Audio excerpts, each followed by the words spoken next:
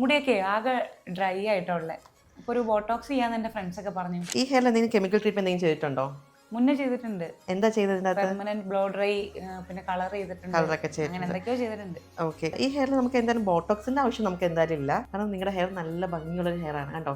നല്ല വേവി, നല്ല ഒരു വേവി ടെക്സ്ചർ ഒക്കെയാണ്. ബോട്ടോക്സ് എന്ന് പറഞ്ഞാൽ നമ്മുടെ ഒരു ഹെയർ സ്പായുടെ വേറൊരു version. It's A moisturising treatment ആണ്. പക്ഷെ അത് ചെയ്ത് കഴിഞ്ഞാൽ കുറച്ചുകൂടെ ഫ്ലാറ്റ് ആയി പോകും. അപ്പോൾ ഈ ഒരു വേവ്സും ഈ ഒരു നാച്ചുറൽ എഫക്റ്റ് ഒക്കെ നമുക്ക് നഷ്ടമാവും.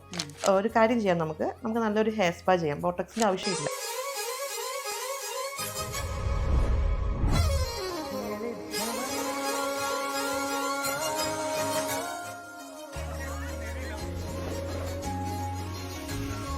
മലയാളം ആക്കാനേ കുറച്ച് കുറച്ച് അറിയാം. ഈ തൊപ്പിയൊക്കെ വെച്ച് എങ്ങോട്ട് പോവാ? കൊച്ചിയിലെ രാജാവാണ്. റിലാക്സ് ആയില്ലേ? യെസ്. ഇപ്പൊ എങ്ങനെയുണ്ട്? നല്ല സ്മൂത്ത് ആയിട്ടുണ്ട്. ആയിട്ടില്ലേ? നമ്മൾ ഇന്നിപ്പോൾ ഇവിടെ ചെയ്തിരിക്കുന്നത് വെല്ലയുടെ ഓയിൽ റിഫ്ലക്ഷൻ്റെ ഹെയർ സ്പാ ചെയ്തിരിക്കുന്നത്. അപ്പോൾ ഇതിൻ്റെ തന്നെ നമുക്ക് ഒരു ഹോം കെയർ വീട്ടിൽ യൂസ് ചെയ്യുവാണെങ്കിൽ നല്ലതായിരിക്കും. നമുക്ക് ഷാംപൂ ഉണ്ട്, മാസ്കും ഉണ്ട് ഇതിൻ്റെ തന്നെ.